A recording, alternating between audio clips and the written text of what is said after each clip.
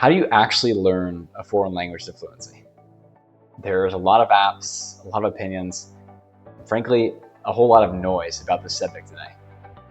What I'm going to teach you in this video is a method that's efficient, enjoyable, and actually works. It comes out of my experience trying a lot of tools and techniques and not being successful. And that drove me to study the common aspects of those that were effectively learning foreign languages to fluency. Those studies drove me deeper in the field of research to look into second language acquisition theory, and from there I came across a method that I was convinced would work. I had the opportunity to apply it, learn German. I had about 4 months to do it. I took the method, studied about 50 hours a week, and passed a university level German fluency exam at the end of it. So in this video, we're going to talk about this method. Before we jump into that method, I want to talk about where most of us are today. And that's generally one of two camps, either learning languages in an academic environment like high school or college, or using one of the many language learning apps out there on the market.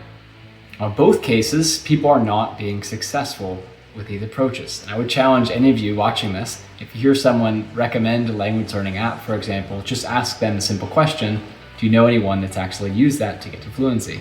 So often, it's been the case in my own experience when I ask that question, the answer is no.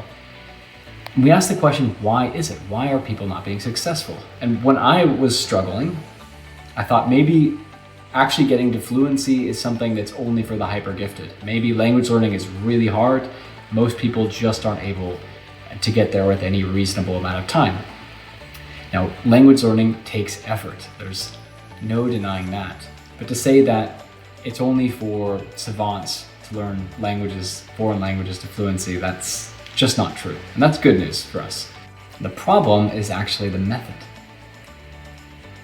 During the course of my research, I came across a linguist named Stephen Krashen, who spent his whole life studying how we acquire languages. Particularly, he was interested in how we acquire second, third languages.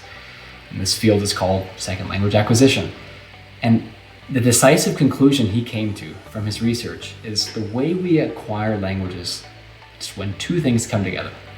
We have exposure to the language and we have understanding at the same time. So the exposure and the understanding are connected. What do I mean by exposure? That would be like hearing a native speak the language, reading a book in that language.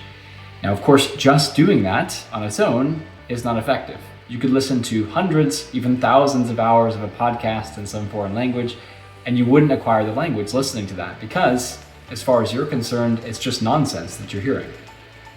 All those sounds, all those words don't have any meaning. What's necessary is not just exposure. Of course, it's absolutely necessary. You can't learn a language you've never heard, but you need understanding as well. And it's that connection. It's when our brains make that connection. That's how we acquire languages. Now, he gave an academic name to this theory. So when we speak about exposure, he calls that input. It's the language flowing into you. And when we talk about understanding, he calls that comprehension. So from this, we have the comprehensible input theory. A theory that the way we learn languages is by having language flow into us and at the same time having some way that we can understand what we're hearing. So if that theory is true, the question is, how do we put it into practice? When I ask that question, a lot of you are probably thinking, I know what the answer is. It's immersion. And that's actually a common misconception. Immersion in itself does not result in language acquisition. Now, we all perhaps know stories of someone that immersed themselves in a culture for a long time and they learned the language. And there's a reason for that. But the reason is immersion happens to be one way to get comprehensible input. You're hearing input all day if you're thrust into a foreign culture. And you have to understand in order to survive. So you're going to end up getting quite a few hours of connecting exposure with understanding as you go along. But it's not immersion itself that leads to that success.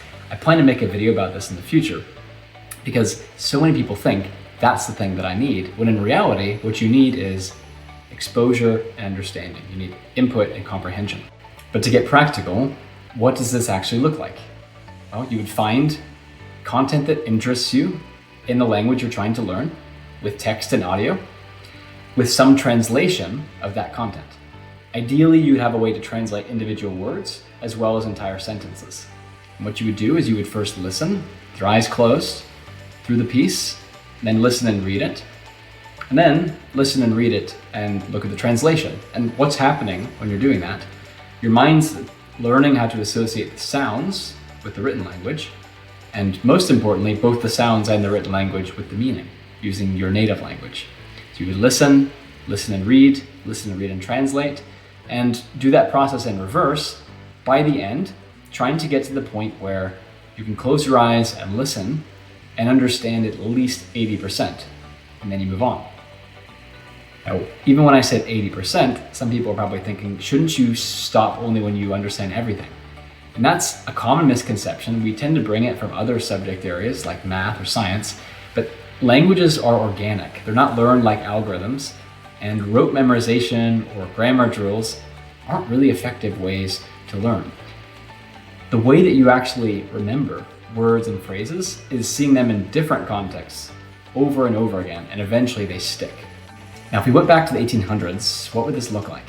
Well, you'd find a book that interests you in the language you're trying to learn. You'd find a translation of that book, and a third book, which would be a dictionary between the two languages. And you would do this juggling act between the three, reading and translating. Of course, the main problem there is you wouldn't have audio. So perhaps you would hire someone to read to you out loud. You would go out and speak with native speakers. But when you go out and speak with natives, the problem was a lot of the things they say go over your head. You can't even decipher the words, let alone the meaning. And when that happens, we have exposure, but we don't actually have understanding. And so in that slice of time, there's no language acquisition happening. There's no learning happening. Now, some people tried to corral this 3-book juggling act, and they created these books called graded readers. It would have a story, let's say in French, if you're learning that, have the translation into your native language, and then grammatical as well as notes about individual words in the margins. That had an advantage of not needing 3 books, but it was actually a step backwards in some ways because the content wasn't living anymore, it wasn't interesting. And so much of what makes language learning effective is when you're engaged and when you're interested in the content. And the good news is today, with modern technology, there's a very effective way to apply this method where you're able to have the living content that interests you. You're able to have very efficient access to translations, and best of all, text and audio at all times. Now, if that's the case today, the question is, why are people not being successful? And we have the technology, yes, we have the methods, but the problem with a lot of these language learning platforms that have been built is they're not built from the ground up on a methodology that's effective. They have an interesting idea, they go after a good user experience, which gives a sense of progress, which helps motivate learners. None of those things are bad in themselves, but they didn't go to the foundations of how we actually acquire languages and then build a platform on top of that. And if we look at the school system, for example, they teach languages in a way that's easy to test rather than what actually promotes acquisition. An example of that would be, what are the easiest things to test? Well, they would be grammar and vocabulary lists. And a classic high school Spanish curriculum in the US would include a lot of those two things and not very much comprehensible input diving deep into content that's interesting to you. Now, when I was learning my first foreign language using this methodology, I noticed there was a gap. There just weren't tools available that enabled you to apply the method effectively. So I built them. Pretty soon friends asked if they could use them too, and out of that grew Langfontes. Langfontes is the platform that enables people to experience the beauty of language and learn faster than anywhere else.